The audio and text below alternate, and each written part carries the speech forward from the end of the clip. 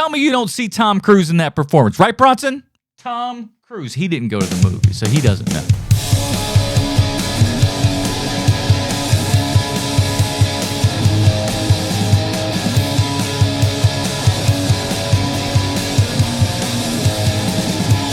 All right, gang, let's get into it. I got out to the theater to check out Superman 2025 from our good old buddy James Gunn. His first outing over at DC. How's he going to fare? We'll soon find out. Let's look at the IMDb plotline. As we know, IMDb always 100% correct in everything they say and or do.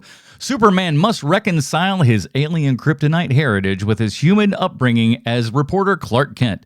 As the embodiment of truth, justice, and the human way, that's interesting, he also finds himself in a world that views these as old-fashioned. This is written and directed by one James Gunn, starring David Cornsweet. Alan Tudyk does get second billing when the credits roll there and everything, which is really wild. I think this is how the credits are actually run. But we got Bradley Cooper as Jor-El, which I thought was kind of a funny sort of thing. We'll get into all the fine folks that are in this. But yeah, listen, why oh man, this is they really screwed the pooch here. Look at this. The way this thing like plays out and whatnot, you don't even see Lois Lane until later on. Holy smokes. All right, anyways, they really screwed the pooch on that one. I guess the IMDb doesn't like their folks over there. Yeah, man. So like I said, I saw nothing going into this save for that first teaser trailer and everything. I thought that looked exactly what I wanted to see in a Superman movie. It looked like, again, we have those cornerstones that I think that you absolutely have to have in these movies. One of those of which, of course, being John Williams' score. John Williams' score is essential, I think, to this. And now, luckily, it's not, just his entire score all the time. There is I think Alexander Desplat does the score. It's really good. Like, it's quite solid here and everything. But I will say this, overall, let's give a little kind of general idea of everything going in, and then we'll kind of get into more vague specifics. Like I said, we're not going to be doing any spoilers with this or anything, so you don't have to worry about that. I'm just going to give you my thoughts and feelings on this movie as a whole.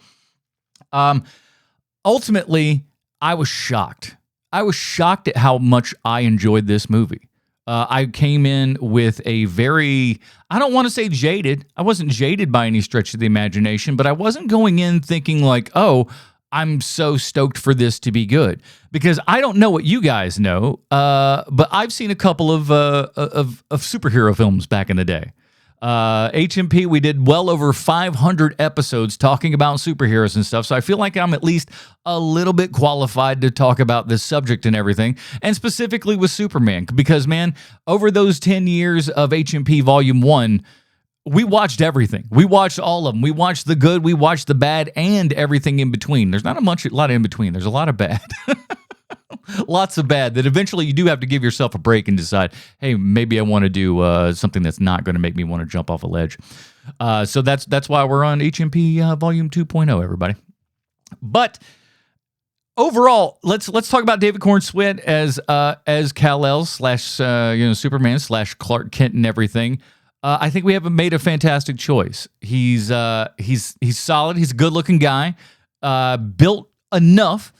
He was never like, if you watch him, because I want to say he was in, was it Pearl? He was in Pearl, right? I think that was whichever one of those movies it was. He was in at least one of those. He was kind of a skinny guy in that movie and everything, played the movie theater projectionist and whatnot. So he's bulked up and everything. But he looks great. He looks great. He looks like a nice little amalgamation of kind of all of our Supermen and stuff from the past. You got a little bit of Reeves. You got a little bit of Cavill. You got a little bit of everybody in there. It's kind of nice. At first I was not quite sure about the voice that he's got for Clark. Because the voice for Clark really starts, he gets it down. Because most guys for Clark, they're going to go in the upper range. They're going to start there and they're going to, it's a little bit up here. Whenever you heard Kevin Conroy do Batman, his Batman went deep and low, whereas his Bruce Wayne went awful high. That it seems to be the kind of thing. It's interesting to see him go the opposite route, and that be more just like almost Clark's like really just dull and boring kind of guy and stuff. What I do like about the movie is that it's not an origin story. We literally kind of go through the Superman origin story, like the first 25 years of his life, like that.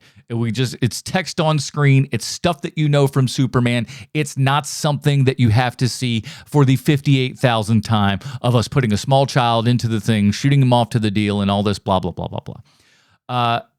It tells you enough. It tells you everything that you need to know. Superman is such an iconic, figure at this point. You don't need to worry about that.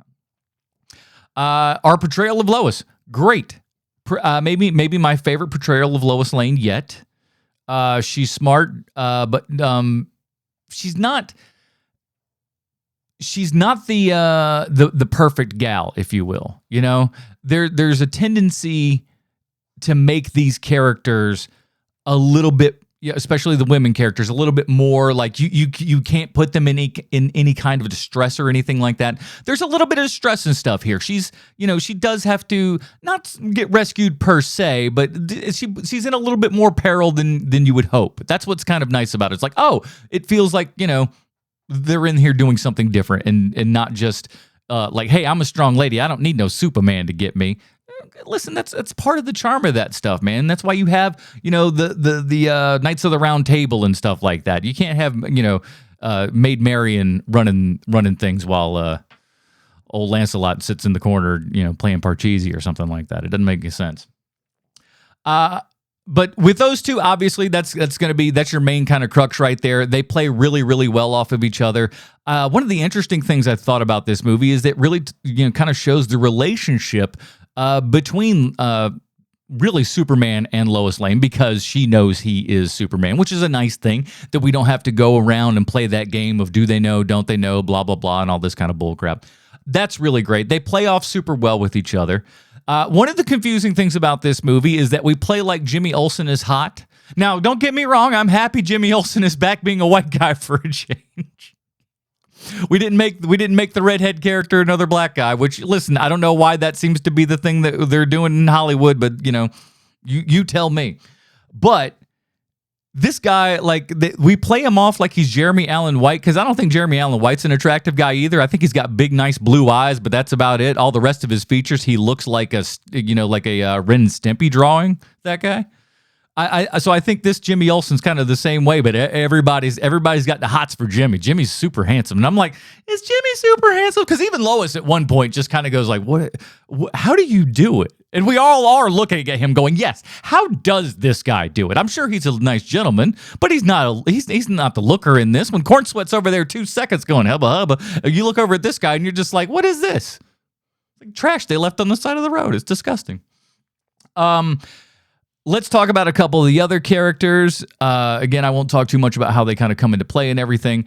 But you saw him in the trailer a little bit. Nathan Fillion as Guy Gardner. Now, I mentioned it on the podcast, again, because I hadn't seen any trailers or anything, so I didn't know the extent of how any of this was going to play out. I was fairly certain that we would have a Guy Gardner in this for like 5 minutes if we were lucky, right? Maybe a 5-minute cameo or something like that. He comes on, he says a little cutesy fun stuff. He does the kind of what we'll call normal Nathan Fillion, James Gunn superhero cameo length, which is to say not super long, right? But this one, he is in it like a madman. It is fantastic. And you know what? He's hilarious. He's so good. You love who Guy Gardner is. You love what Nathan Fillion is doing with him. If anyone has complaints about that, I don't know what's wrong with you. It's so funny. He's just and what he ends up doing with some of the Green Lantern, ring effects and stuff like that. Fantastic. Really, really good. Just super funny stuff. And then we've got Mr. Terrific, who I knew little to nothing of. I knew, I'd seen him in the comic books. I thought, wow, that's a really weird and dumb looking, he got a T on his face and everything like that. I was like, oh, I don't know how we're going to handle this. And they do it exactly like the comic. They're just like, hey, this is what he looks like, man. And you know what? He's fantastic. He's really, really good. He's super smart. He's got all of his tech stuff and everything like that. And they play his intelligence level just right. There's enough smartness. There's enough snark with him and everything. It absolutely just kind of every bit of it rings for me. It worked so well. So Mr. Terrific was indeed terrific. Let's talk about Nicholas Hoult, man. Nicholas Hoult. Again, we mentioned it on the podcast. We did Nicholas Hoult month on HMP back a couple of months ago. So if you want to see us talk about 4 Nicholas Hoult movies, check that out. Nicholas Hoult is absolutely fantastic in this. I will go on a limb right here and now and say Nicholas Hoult is the best Lex Luthor so far. I think he is. He's so astounding here. What he's doing with a role that's not like written super huge. It's like it's just enough, but with what Nicholas Hoult is doing with it, just brings it to yet another level. And you want to know what I think he's doing in this? You want to know what I think he's doing in this movie? And if you haven't seen it, I want you to watch it. And then when you watch it, I want you to watch his performance. Tell me if you don't see Tom Cruise. Tell me you don't see Tom Cruise in that performance. Right, Bronson? Tom Cruise. He didn't go to the movie, so he doesn't know. Tom Cruise, buddy. I can't believe it myself. That's right. Dude, it was... the whole movie was surprising. We end up in like little pocket universes and like other things that just I didn't quite see happening. The style of it and everything is James Gunn. So whether or not you like James Gunn, I think will determine your feelings on the style of this movie. If you are somebody who has come from the Snyderverse and everything and want a little bit of something like that in this is not going to be the movie for you. If you've seen James Gunn's work before and you're like, oh, I'm not quite sure about this, I don't really like the aesthetic or, the vibe that's kind of going on, you ain't going to like this. It ain't going to be any different for you. This is very much a James Gunn picture. And if you like that, I think that you'll like this. Let's see, because the action is great. The action is pretty cool. There's a lot of because obviously you can only go so far, but there's a lot of CGI and stuff like that. So there's a lot of that kind of stuff going on where you're just looking at this and you're going, what am I looking at here? But there are other times when you can tell that they at least hooked them up to a crane and everything, blew a whole shitload of wind in their face, and, filmed them with very wide-angle lenses and stuff, which for some reason or other, people didn't seem to like when they put out the trailer and everything. I like all the wide-angle lens stuff in this. Like, listen, we have a world where cinema all looks the same. This movie has a lot of some samey stuff that you've seen before, but it's got some interesting things that you may not have seen before, or certainly things that you are normally used to seeing with a director like James Gunn, or specifically James Gunn in this specific case.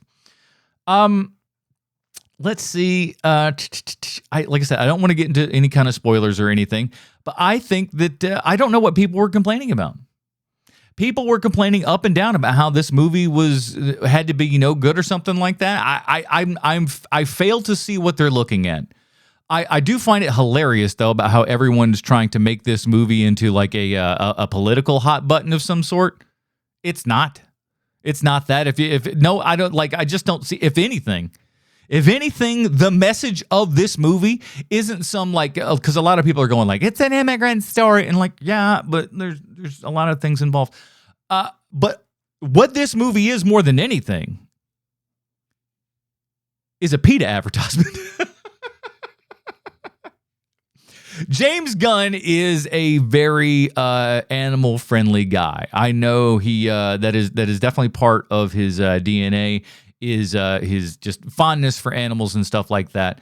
And if you look over the course of his films and stuff, you definitely see a trend of that. Everything from like, the Rocket storyline and stuff like that to, anything with dogs and follow his Instagram or anything else like that. You'll see James Gunn loves the shit out of some animals. And that is so apparent in this movie because Crypto kind of steals the show in a lot of ways. And not like, at least for my money, not in like a Cousin Oliver kind of way. For me, it was more just like a, I'd name another little ancillary character that would come in there, but then some of y'all would come after my neck. So I'm not gonna say that name. Scrappy Doo.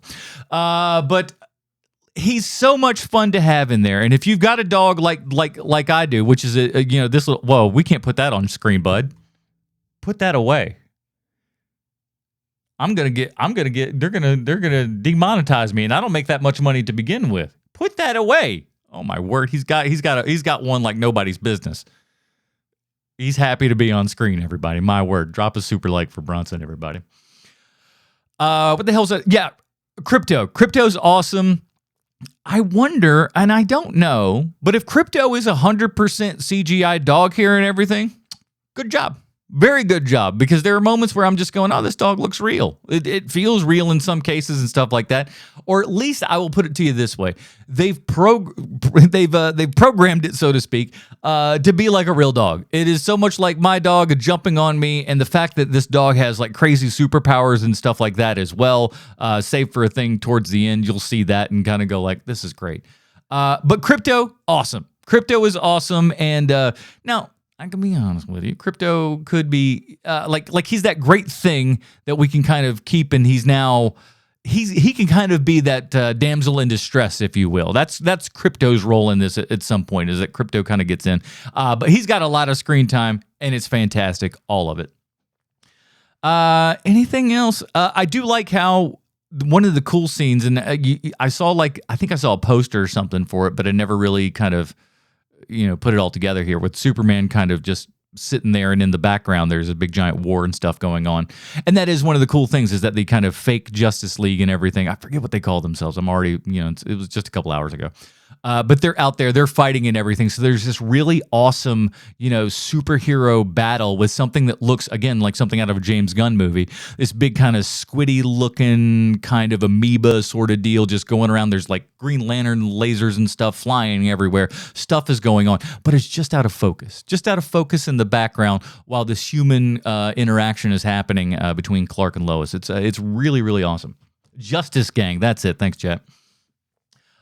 Justice, and again, Justice, the great, jokes and stuff with the name of the Justice Gang and stuff like that, of like, that's a stupid name, blah, blah, blah, all that kind of good stuff. Really, really funny. And again, I was shocked at how much Nathan Fillion was in this, shocked at how much I enjoyed the ancillary, kind of backup characters, if you will, from the Justice Game. Loved them. So much fun. And again, that's one of those things that, like, within this James Gunn universe and stuff, which includes like the stuff that we've seen with, what do you call it there? Peacemaker. My brain just took a nap. So that's all still same universe and everything. Is that Howling Whatchamadoos? What is that DC animated show? Did that ever come out? I don't know. I never saw it. Once we got off of HMP 1.0, like, seeing superhero films kind of shot to the bottom of the rung for me, man. I had to take a break. But you got to come back for the big boys like your Superman, and we'll be doing Fantastic Four and stuff as well on the podcast, because we're covering Fantastic Four all this month on HMP proper. So like and subscribe. Check out that. That's going to be streaming on Sunday night. I love saying that with a room full of people and everything. That makes me happy, guys. So yeah, ultimately, I would recommend you go see Superman from James Gunn. I think it's really, really great. I don't know what people are talking about when they're like, it's so much fun. It is absolutely so much fun. It's not perfect, but then again, what superhero movie is? But I will say this, it's better than a lot of the superhero movies we've been seeing lately. It's better than a lot of like Marvel's last little run here. Now, I didn't see Thunderbolts. I heard good things. I think it's coming out on, if it's not out on 4K, it should be soon. So I'll probably get that at 4K and just pump that throughout the home theater and everything. So that'd be fun. But yeah, man, I would say let's break it down to a star. James Gunn's Superman 2025 gets a recommendation from me, and I'm going to go 4 out of 5. 4 out of 5 stars for this. Don't bring your dog, but if your dog sees it, he's going to love it.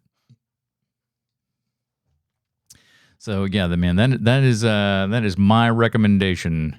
Check out James Gunn Superman. It's a fun time, dude. Let's go over a little bit of chats here. See what we got.